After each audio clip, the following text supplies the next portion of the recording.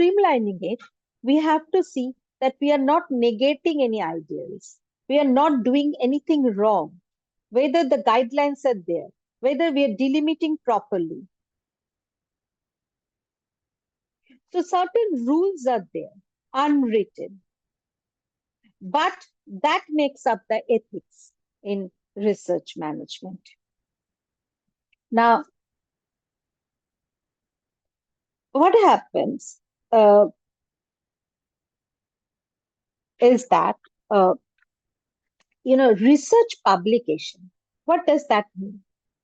Research publication, it refers, to the process of disseminating the research findings to the academic community and, to the broader public through various channels, such as those academic journals that we send our articles, the conference proceedings are there, the edited books are there, the online platforms are there, because we have to publish.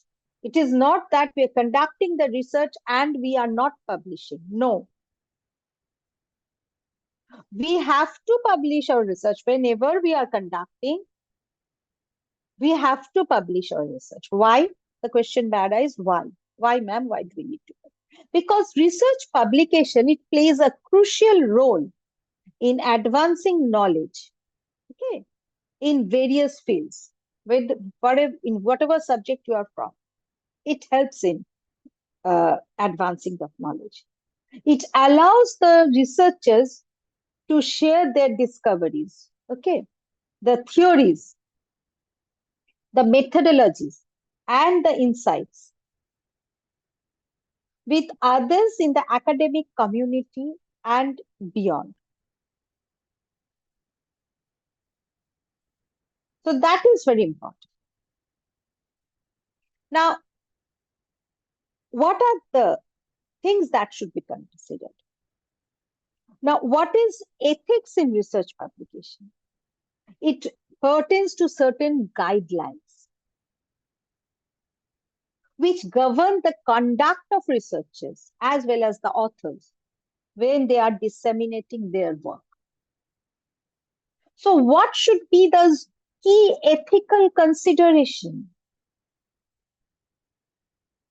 that the research author or the researcher who is publishing an article consider? First and foremost is, whenever we are talking of ethics in any field, in anything, is honesty and integrity. So researchers should first conduct their research with honesty and integrity. Then they should accurately report their findings and methodologies that they have used without fabricating or falsifying or manipulating the data that they have collected. So that is pertaining to the first guideline, which is honesty and integrity. Then the second is authorship.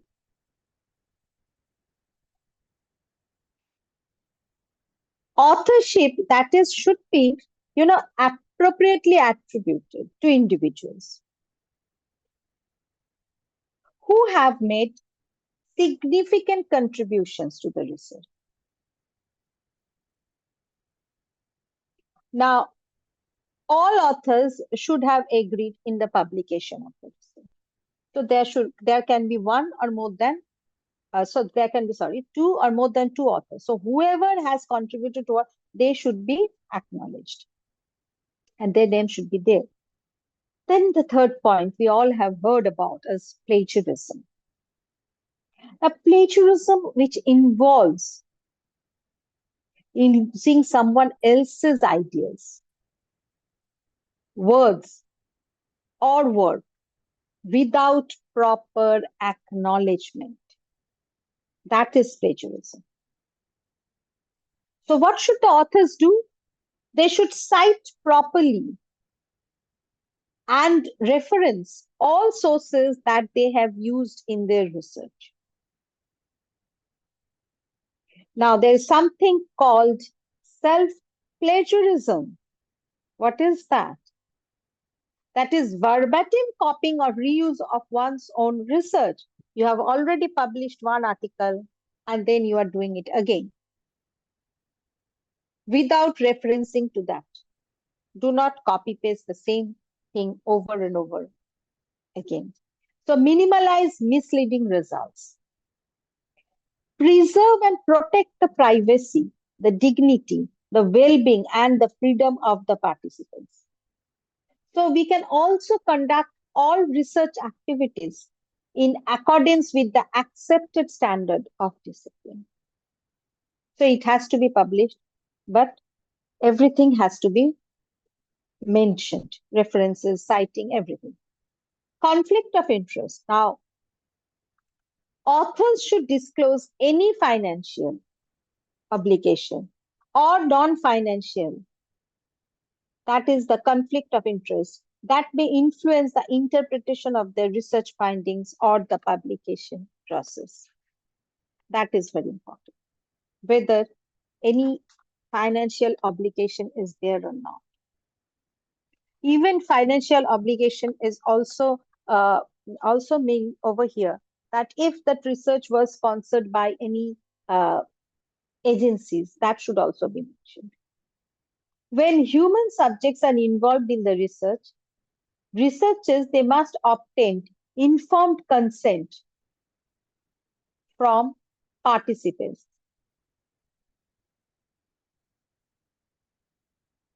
ensuring they understand the purpose, risks, and benefits of participation.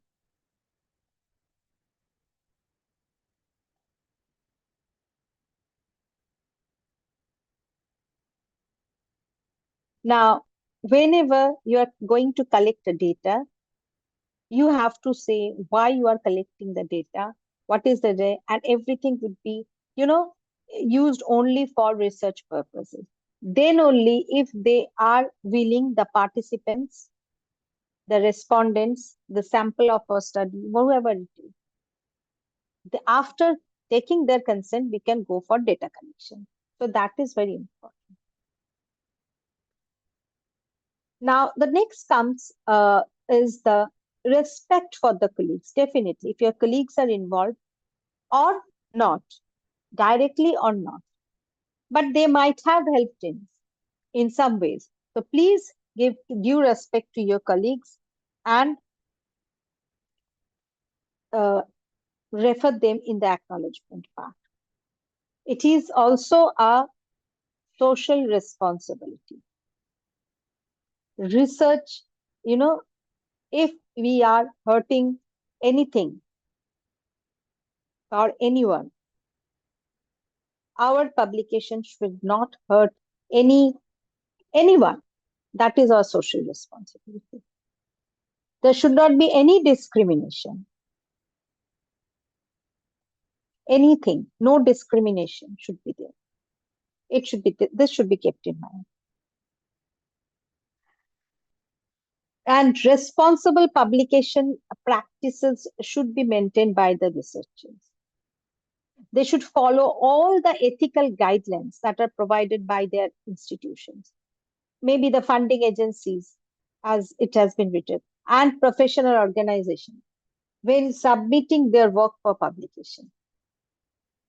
Now, this includes proper attribution, then adherence to the copyright laws, and various transparent reporting of research methodologies and results. That is there.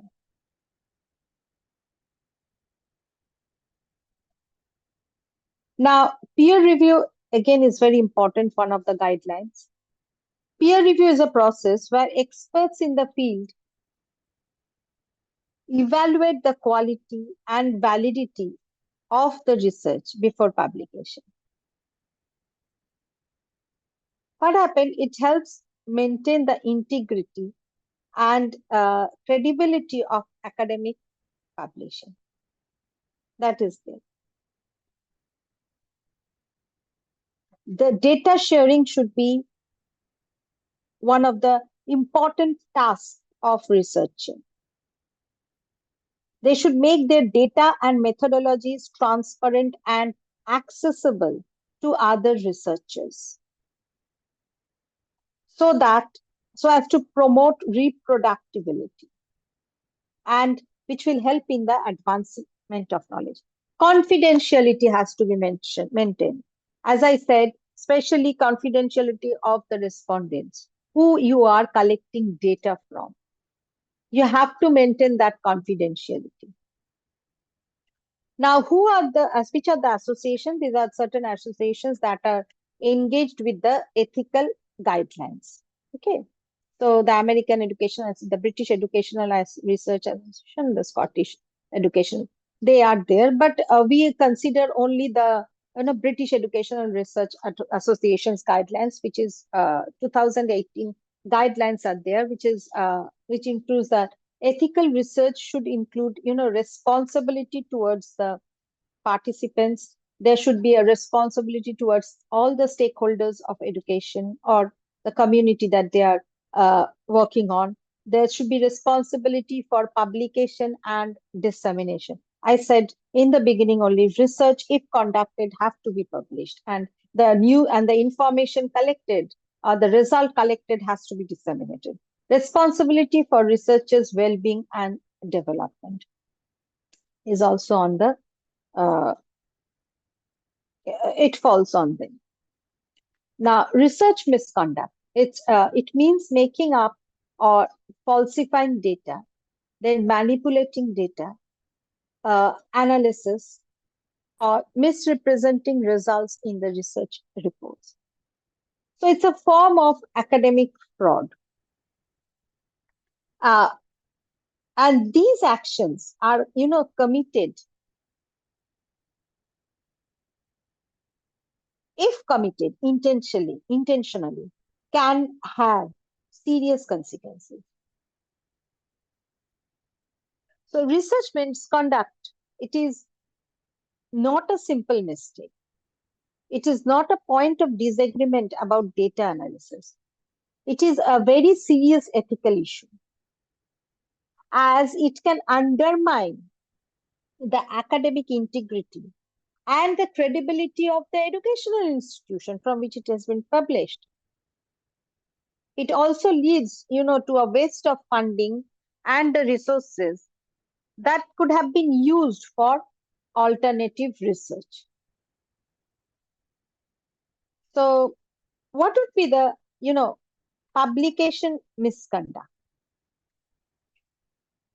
Now, publication misconduct, it happens because of, as I said, it's not always done purposefully. Sometimes it is done, definitely, but not always done.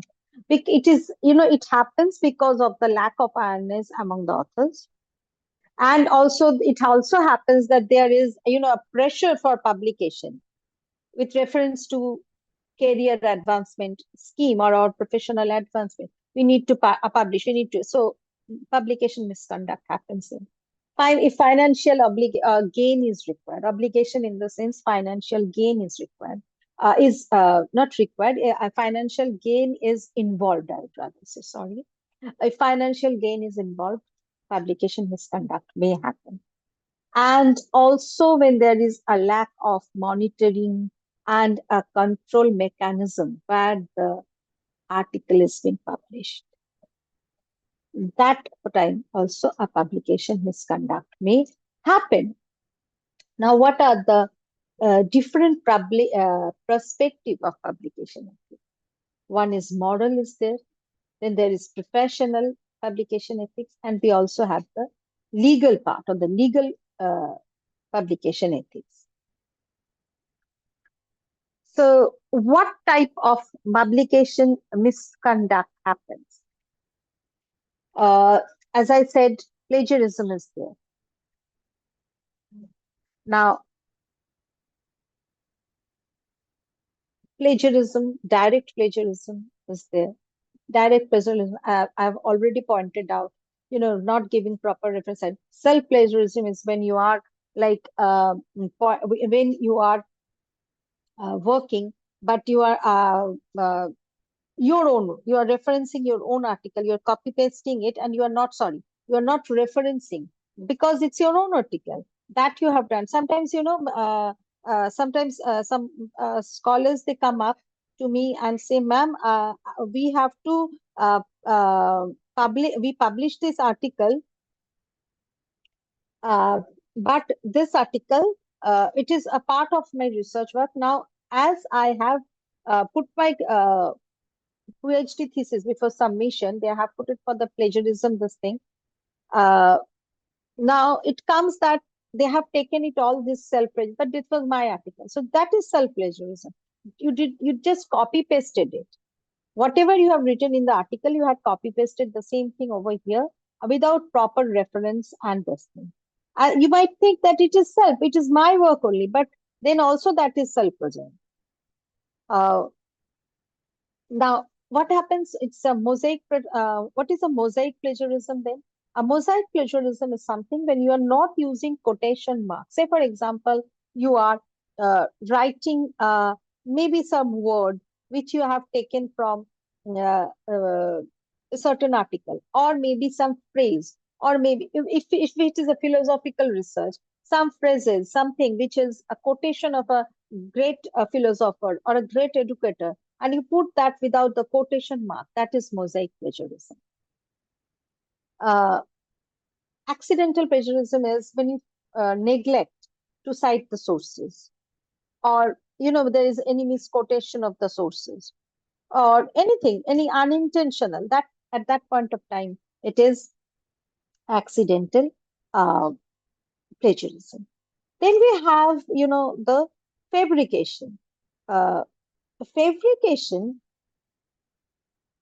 is something your fabrication and falsification are more or less same thing. You are you are providing some information, false information, that is falsification.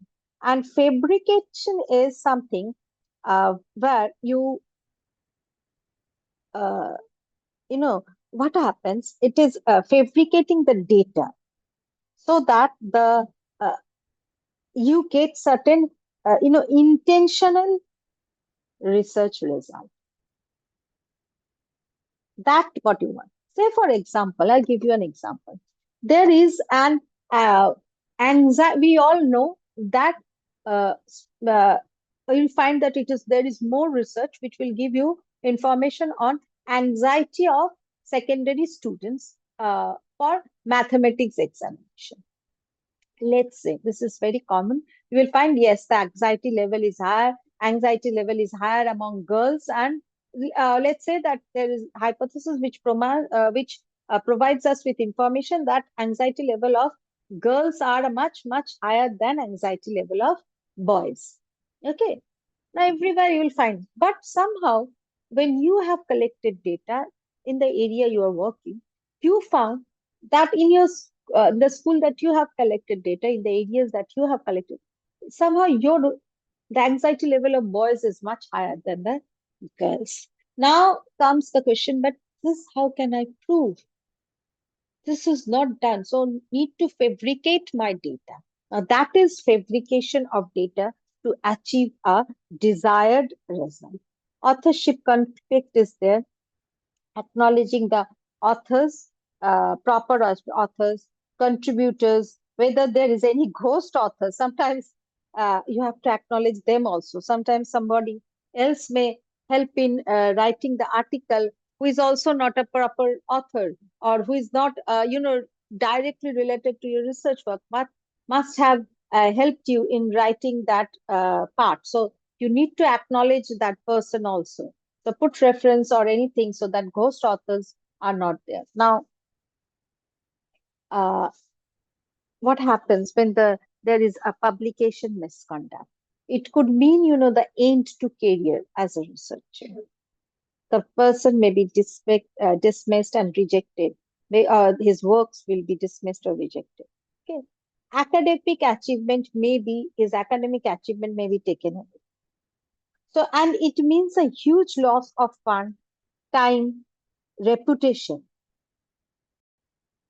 to the editor and reviewer as well as the researcher. So we have to destroy the public trust on researchers because people in general have lot of faith on the researchers.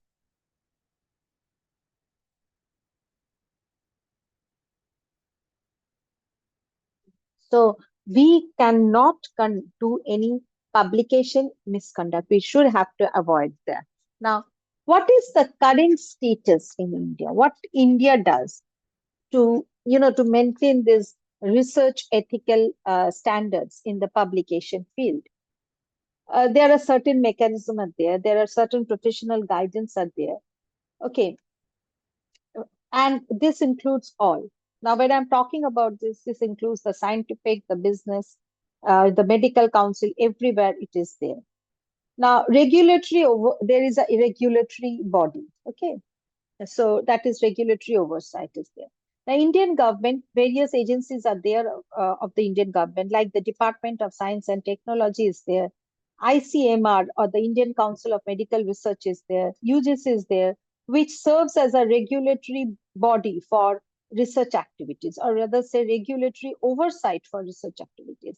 These agencies, they establish guidelines and regulations which govern research conduct and include ethical standards for human and animal research. So that is there. Okay. Then we have the institutional ethics committees there. Now they have the academic institutions, there are the research organizations and the hospitals in India. They are required to establish this institutional ethics committee so that their work is reviewed and approved research because it involves human participants. Okay. So IEC, what do? They ensure that research protocols comply with the ethical guidelines and the regulations, which include obtaining informed consent from all the participants and safeguarding their rights and welfare. Ethical review processes are there. Here, what happens? The researcher who conducts studies involving human participants or animals must obtain ethical clearance from the appropriate ethics committee before commencing their research.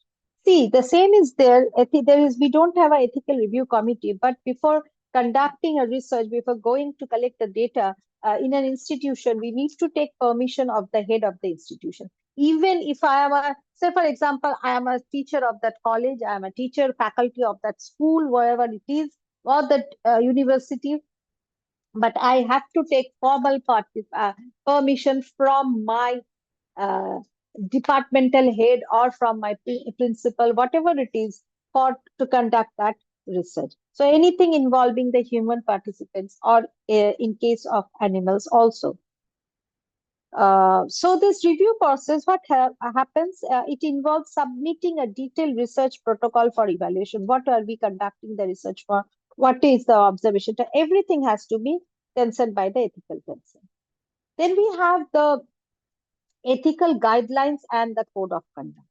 Now, professional bodies, they have, and academic institutions in India, they develop and disseminate ethical guidelines and codes of conduct for the researchers. For example, the ICMR is there. They have their own ethical guidelines. Okay.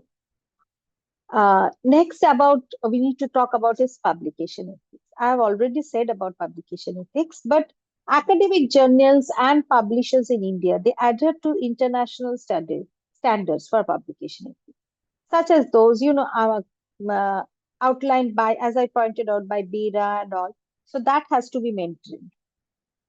Editors, the peer reviewers, they're expected to uphold all ethical principles, including the confidentiality, the objectivity, the transparency in the peer review and publication. So there is a double-ended peer review process where neither the author knows who is reviewing the article, nor the reviewer knows whose article they have. So a double-ended, double-blinded peer review process is there.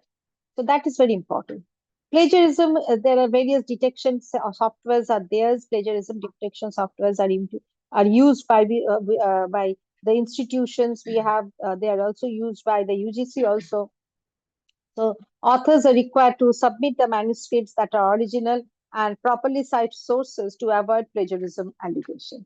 So we have to, when we are, you must be aware of all of you who have done PhD or might be doing PhD or whatever it is, that you have to submit. That's plagiarism. What is the plagiarism result? You have to submit the document. Now, research integrity committees are there. Now, some institutions they have established research integrity committees or similar bodies which help in promoting research integrity uh, and address the allegations of research misconduct. This include plagiarism, fabrication, and falsification of ideas. So research integration committees, what do they do? They investigate allegation and of misconduct and impose sanctions when necessary to uphold research integrity. So capacity building and training.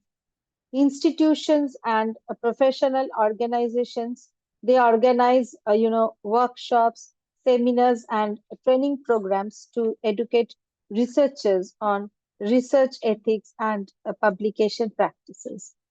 These initiatives, they aim to raise awareness of uh, ethical issues. They enhance researchers' understanding of ethical guidelines and promote responsible conduct in research and publication. So, by implementing these measures, India, what happened? They strive to ensure that research publication adheres to ethical standards. Research publication in India, I would rather say, and the integrity is maintained. And research should contribute to the advancement of knowledge uh, while safeguarding the rights and welfare of the research participants. That is very important. Now, so role of the teacher in institutional medicine. What should be the role as a teacher? What should be our role? Now, every teacher, if they play a crucial role in the institutional mechanism for ethical clearance, particularly in the educational institution where research is conducted. Now, there are some key ways in which teachers they contribute to ensuring ethical clearance. First is what should be done. First is educate your students on ethics because we, the teachers, we are responsible for educating students, especially those who are involved in the research projects about the ethical principles and the guidelines. Now, this will help the students understand the importance of ethical conduct in research and familiarize them with ethical frameworks which are relevant to their field. Then we have like supervising the research project. What happens over here? The teachers often supervise students' research projects, guiding them through the various process of conceptualization till the research is executed. Now, as a part of this supervision process, what happens? The teachers they ensure that the research proposals, they meet the ethical standards, and then they assist the students in help them in obtaining the ethical clearance that is required from the relevant institution review bodies.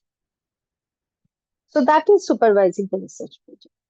Then we have the promoting ethical conduct. How can we promote that?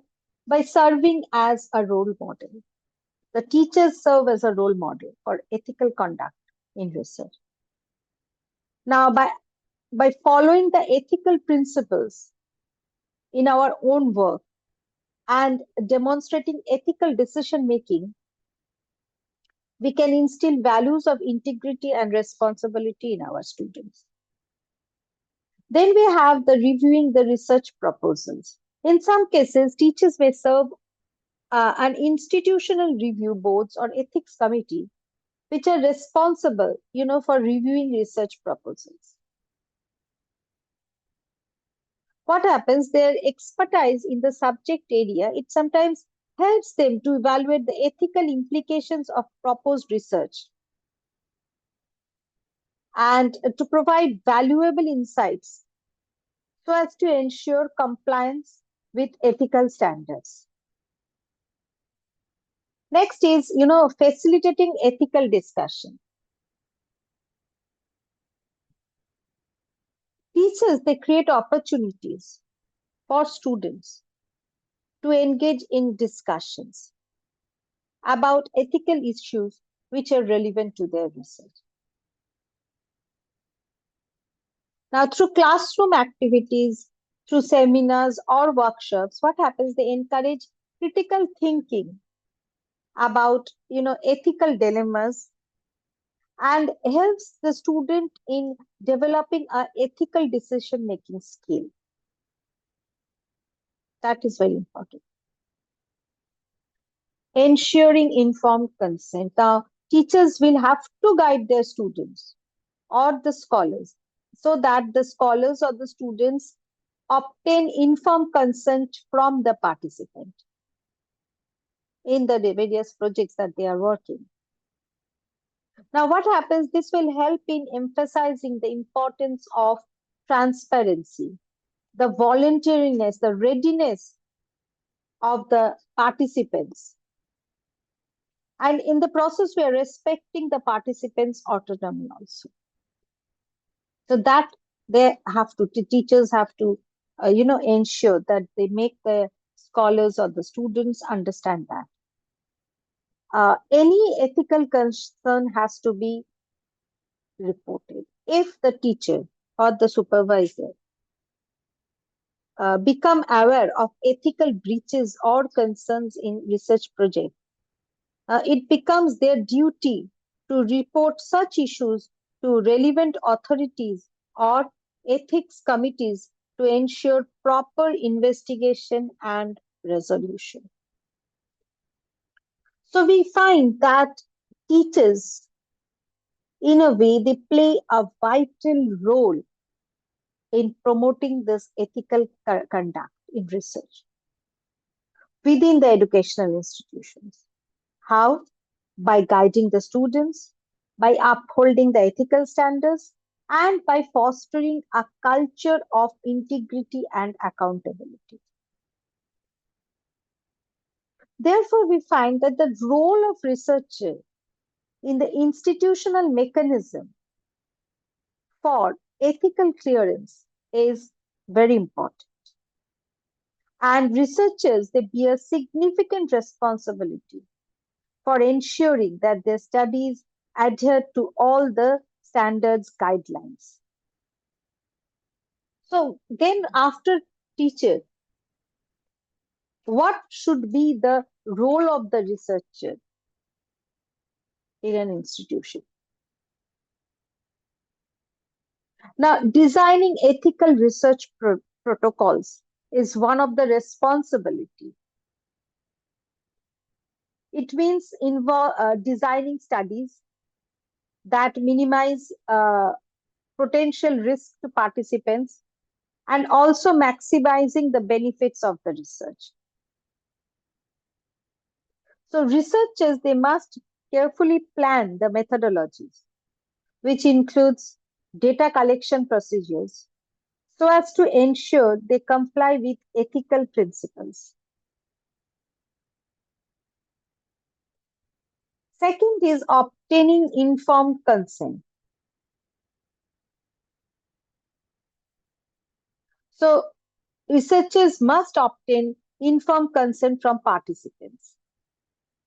And they should ensure that participants understand the information and they voluntarily consent to participation.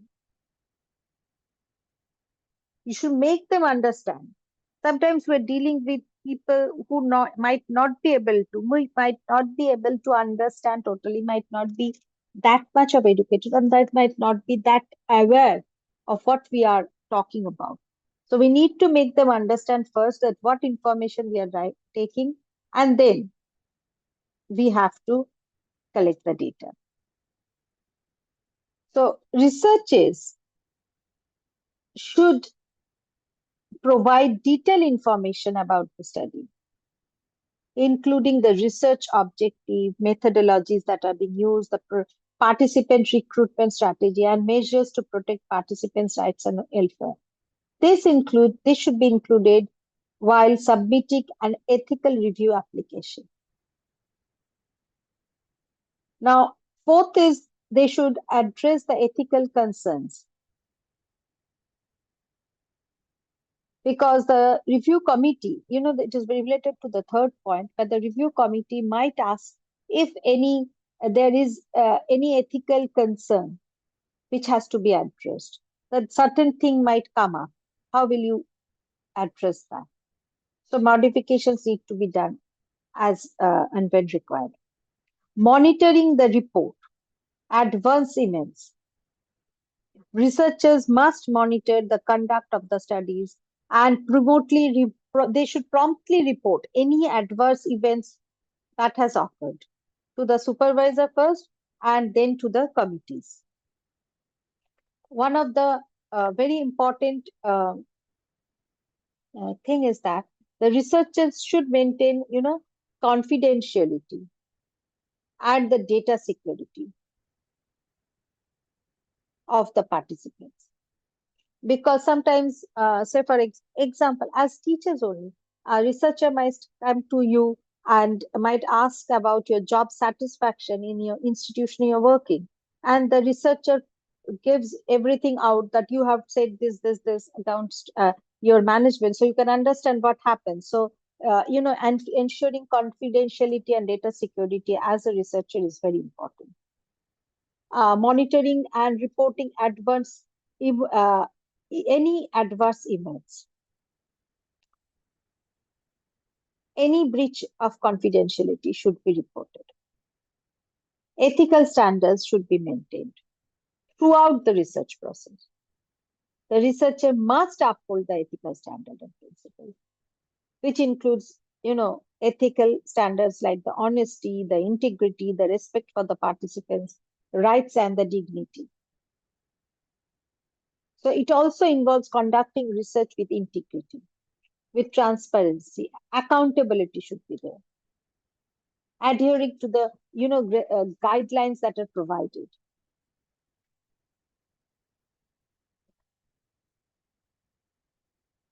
So these are the things that is very important. Now, we knew that technology, it plays a significant role in any field now. And ethics and publication, I would say publication is not free from technology. We use technology for ethical clearance. So electronic submission and review is there. So researchers can submit their proposal online, and members of ethics committee or institutional review boards, they can review and provide feedback digitally. So what happens? This streamlines the review process. There's less paperwork and allows for faster communication between the researcher as well as the reviewer. Okay. Then online training and resources are there. So sometimes the institutions often provide online training modules and resources on various research ethics and regulatory requirements. So researchers, they can access these materials, okay, to enhance this understanding of the ethical principles. Then we have the ethics management software. Now, what happens? Some institutions, they utilize specialized ethics management software to streamline the administration of the ethical clearance process. Now, these software platforms, what happens? They facilitate the submission, review, and tracking of research proposals. So, and these are required, very much required, for documentation and correspondence related to ethical clearance. Then electronic informed consent process. Here what happens? Technology, it helps us the implementation of electronic informed consent process, where researcher is allowed to obtain consent from participants digitally. This might include the electronic signature platform or interactive consent form delivered through various web-based platform or mobile application. Now, they have a documented consent. The researcher now has a documented consent, documented electronic consent from the participants, which might help the researcher later on. Data security and privacy. Now, various times we find that the institutions, they employ technology to ensure the security and privacy of research data throughout the ethical clearance process. What happens? This includes encryption tools, secure data storage solution, and access control to protect sensitive information from various unauthorized access or disclosure. Now, then we have the ethical decision support system is there. So technology is emerging. There is artificial intelligence has made way into our education system. Machine learning is there. So we find that whether artificial intelligence can assist us as or for providing more ethical considerations in publication rather than working against it. Then we have the monitoring and the auditing tools. Technology enabled monitoring and auditing tools, they allow institutions to track and audit the conduct of research projects to ensure ongoing compliance with ethical standards. Now, this may include electronic data monitoring system and audit trail functionalities and automated alerts for potential deviation. So overall, we can say that the integration of technology into institutional mechanism, it helps in ethical clearance, it helps in the efficiency maintenance of, enhances the efficiency, maintains transparency, maintains accountability of the process. And it also facilitates, compliance with regulatory requirement and ethical standards. Intellectual property rights, IPR. Now, this what happens? What is intellectual property rights? Now, a script might include the research paper, a thesis, a dissertation, chapters. Everything comes under the intellectual property rights. Answer scripts, assignment, essays are excluded from this. So, what should be the best practices for copyright compliance? So, the first one would be to use self-created compliance. Is use materials. There is a CC license written down there. There is a open license is there.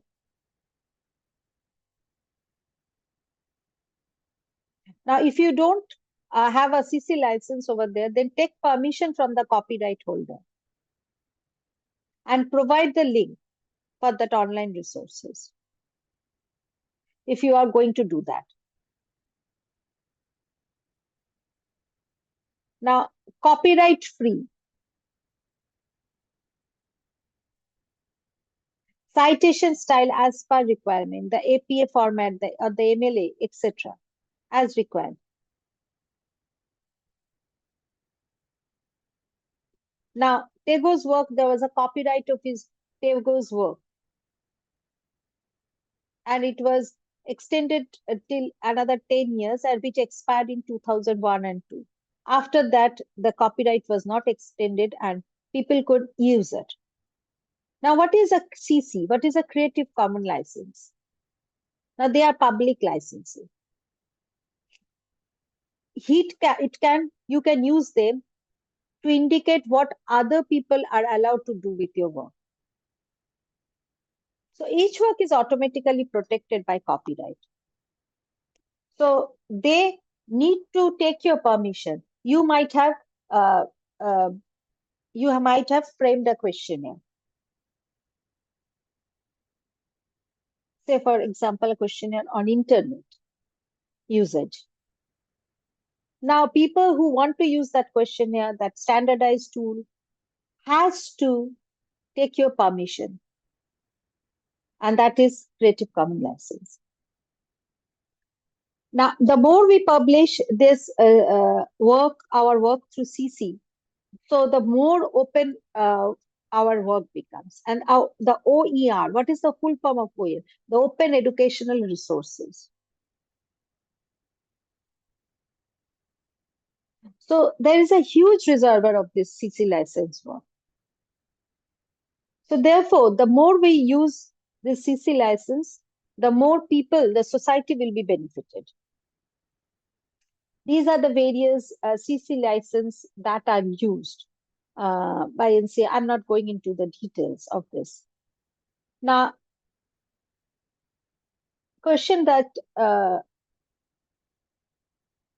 arise, the Creative Commons licensing. If I use a CC license, then is my work free of copyright? It is not. The copyright is reserved with some freedom allowed. So a reuser must attribute the authorship, that is the original authorship. That is my authorship. Has to do it. Now, what is an open educational resource? Now, according to UNESCO, an open educational resource is, a teaching, learning, and research materials in any medium, whether it is digital or on the hard, that reside in the public domain, or it has been released under open license, which permits that no cost access, use, adaptation, and redistribution by others with no or limited restrictions. That is OER. OER is any teaching, learning, and research material that is available in the public domain. Say, for example, the Wikipedia.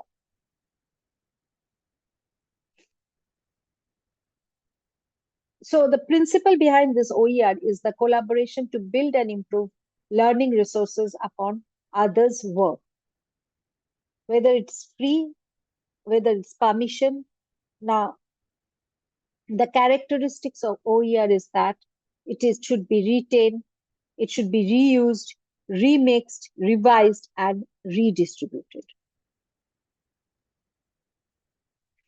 So, as recommendations, we can say that research students at all levels, they should, also study the ethical guidelines in the research so that they are informed with the rules in the conduct of research. The researchers should check properly for the documents that are copyrighted,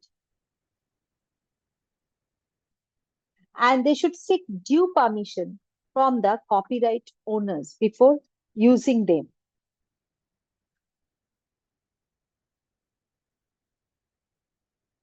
Now, research is one of the important functions of a higher educational institution, especially the university.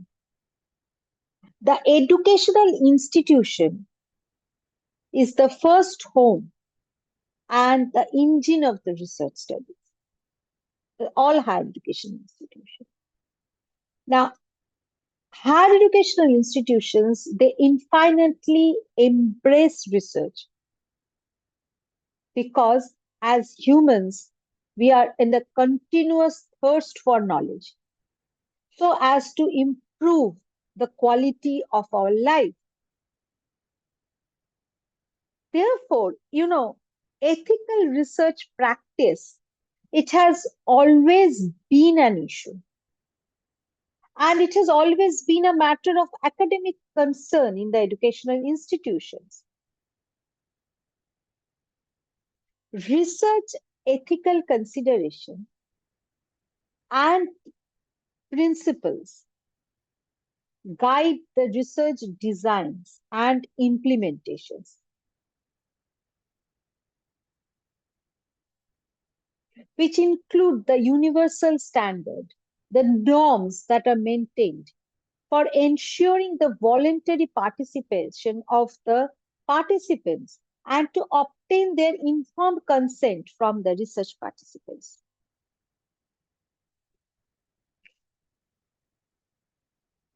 Further, what happens, research ethical practices and principles, they are associated with the level of personal ethics also. Definitely, or personal ethics or personal moral values are all involved in this research publication.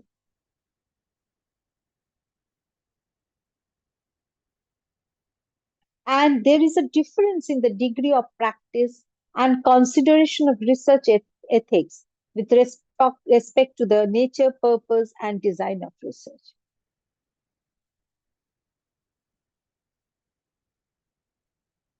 Now, publication of research work, as I said, is very important. Research without publication does not work. So, research work has to be published. The published work, what happens? They helps the young researcher to enrich their knowledge. They gather information from that. While publishing, also we gather a lot of information because various processes. But there is research ethics also we need to consider.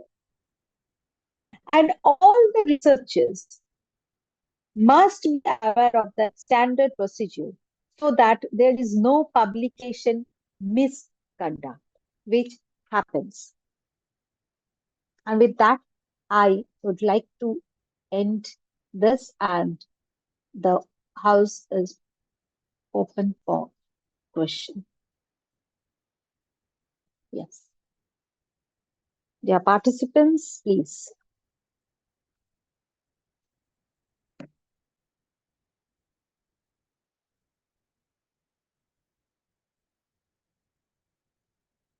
Are you texting anything? Wait, I can see the messages. Wait a minute.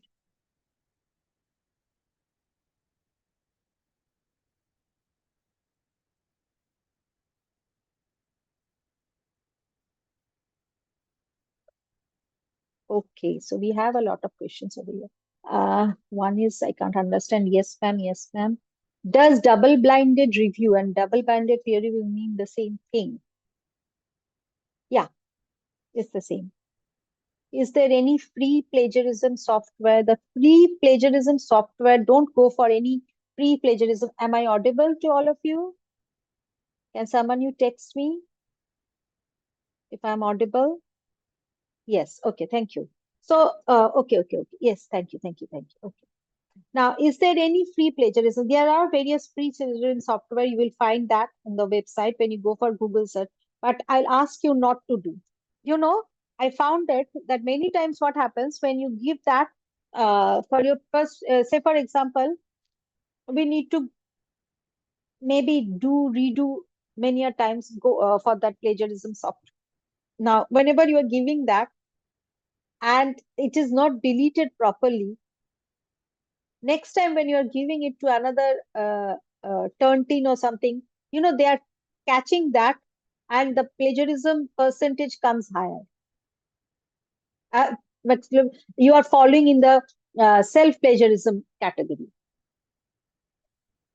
So there are free plagiarism software, but you have to use that very carefully. You have to delete what you have used.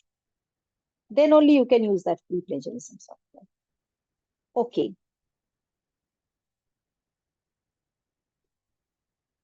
Ma'am, what are the difference between case control observation and cohort studies? Ma'am, that is not in the uh, purview. That is different types of research. If the authority permits me, I'll give a lecture on that because this is not in the purview of the research publication and ethics. These are the types of research you are talking about. The different cohort studies, the different methodology that can be used. So Yes, anyone else? Anything? Wait a minute. I can find only in spite of being careful. In spite of being careful, plagiarism percentage accurate. Now, what happens? You do not cite properly. Give proper citation, give that blue link which is there. Whenever you are citing, also if you have retrieved any data from any website, so for example, today you're retrieving a data, please try to, when you are keeping that link beside, what do we do when you are retrieving a data? We copy paste that link and retrieval date, today's date, 2nd May 252025 at 2:37 p.m. Try to be as much accurate as possible. Okay, that was a question put by Nupur Roy.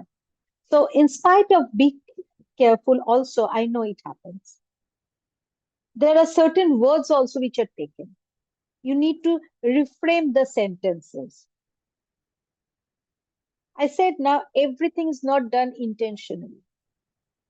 It is done. Therefore, we try to go through the software again and again to see if finally before submission it is free from plagiarism, that 10% and below 10%. Right.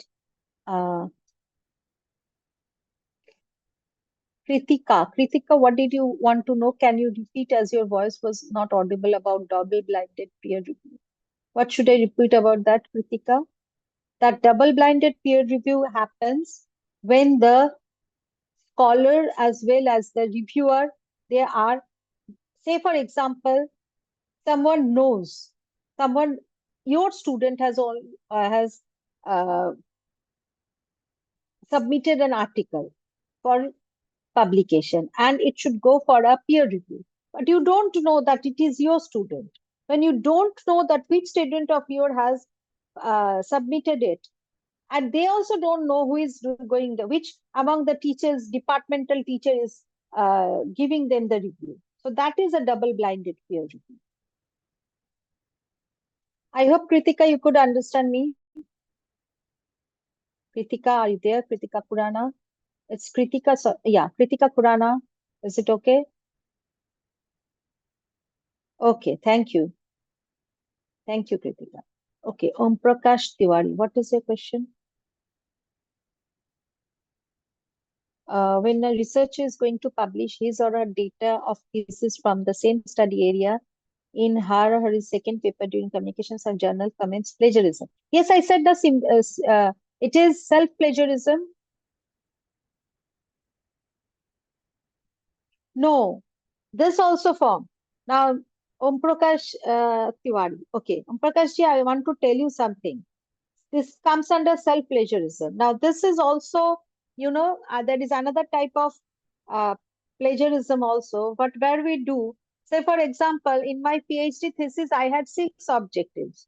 The first 3 I have published somewhere, and the other 3 I'm publishing somewhere. That is not done. That is unethical. Okay. And that falls under the plagiarism.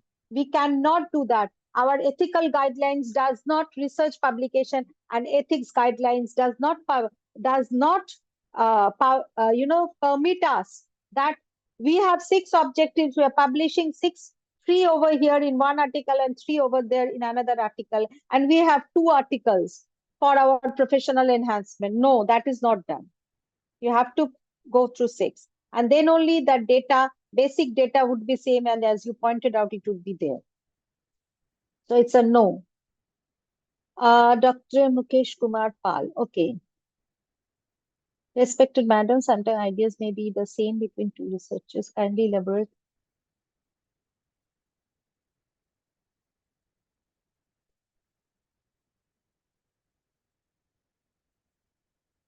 Okay. Dr. Sanjay Kumar Agarwal. Okay. 2 researchers, the ideas may be the same. That comes under review of related literature only. You are pointing. And when you are analyzing, you will say na, that his work has also your outcome.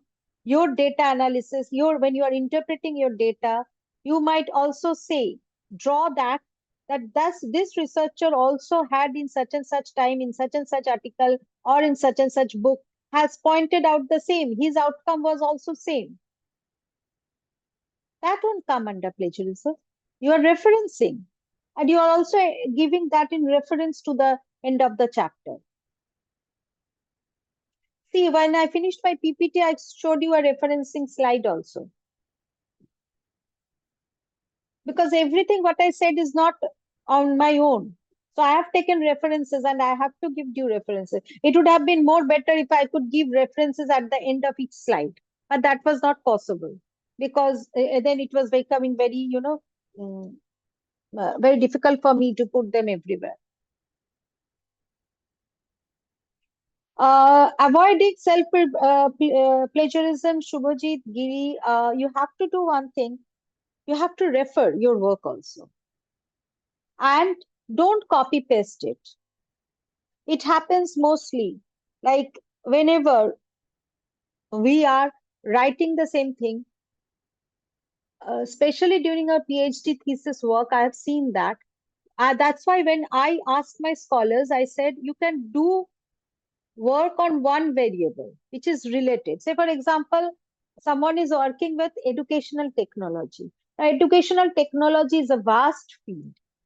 Now, whatever your research is, internet addiction and all, don't go for the same type of work.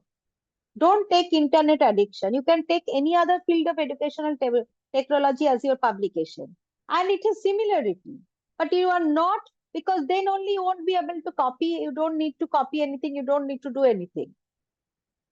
And that is how you can avoid self-plagiarism. And also provide reference. As you have pointed references to other work, give reference of your work also. Debodip, while writing review article, do we need to take permission from the journal public if you are using some images or schemes from a published article? Yes. Everything. You have to take permission. Either you take permission or you give the reference. Due credit. Scopus Journal has their own ethical consideration. You have to give Rajashri. You have to check on that. And that, once that I said today, if you follow that, then that is only the international standards. You have to follow this.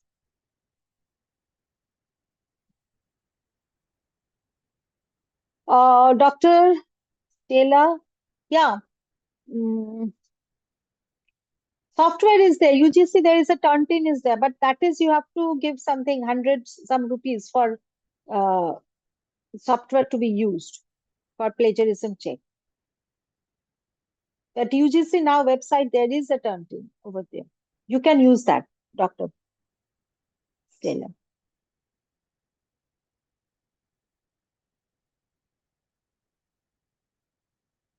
Okay. Anyone else? Any question? Any more questions?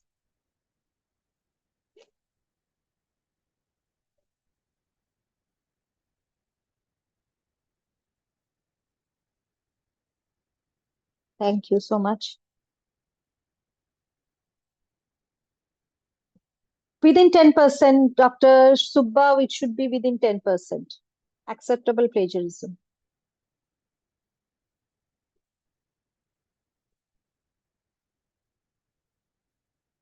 Sometimes some journals also accept with 15%, but maintain the 10%. I think that is better. Dr. Subba, did you get my answer?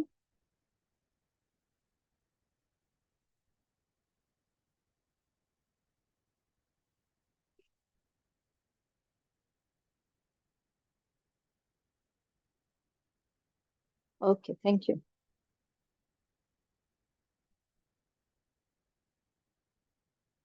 Thank you so much.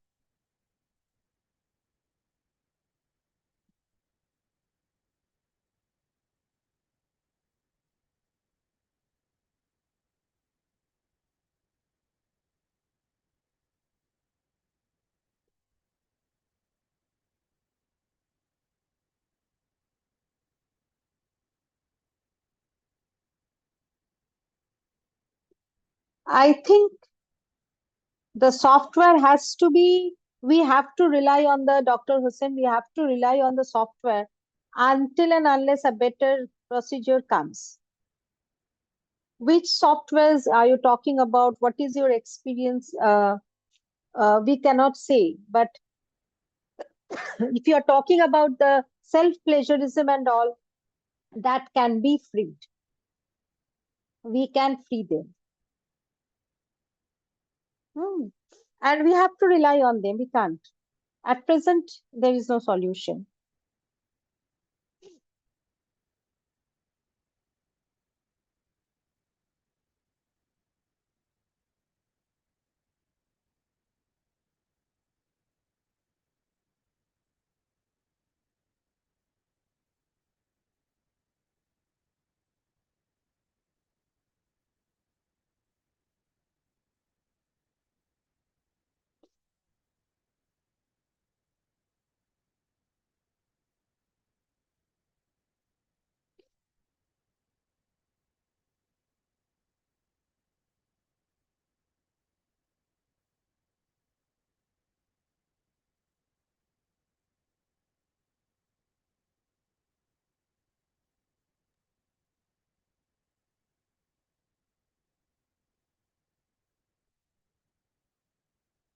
Ma'am. Now, yeah, there is another Yes. question. I'll just put that. Okay, Is okay. there any difference between cross-reference and secondary citation?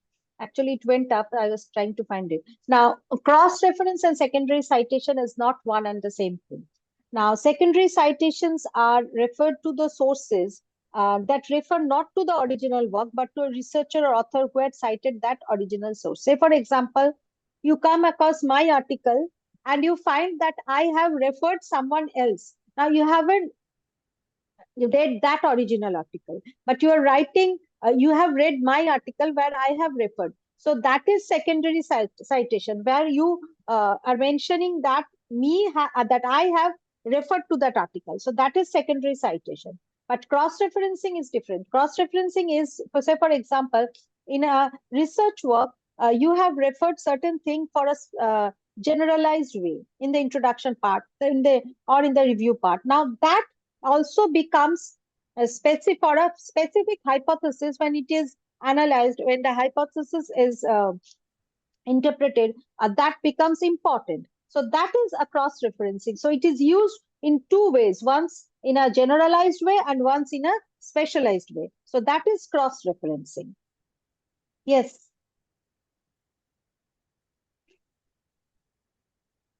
At which stage of research, Dr. Kulkarni, you have to do plagiarism check only after the research, total research is completed. Not, we cannot do it halfway. Yes, Dr. Lal Ram. Yes, ma'am. Yes, ma'am. Yeah. So, I think I eh, have answered all the yes, uh, questions. yes, I think so, ma'am. So, thank you so much, Yeah. ma'am, once again for taking our Yeah. class. And I think that Thank you. you have addressed all the questions uh, Yeah, I think very so. There were quite a satisfactorily. few. I was Yeah, trying to. yeah. Okay. Thank you. Okay. Thank you so much, ma'am, for giving us your time. And we Thank you. hope that Thank you. we will be keeping on engaging a service again, ma'am. Thank you so much, ma'am. Have a Thank nice evening, ma'am. thank you. So, thank you. Thank you. Same to you. Have a nice day. Okay. Thank you. Okay. So, participant, let's wait for the resource person for the last session. Okay. Uh, she will be joining very soon.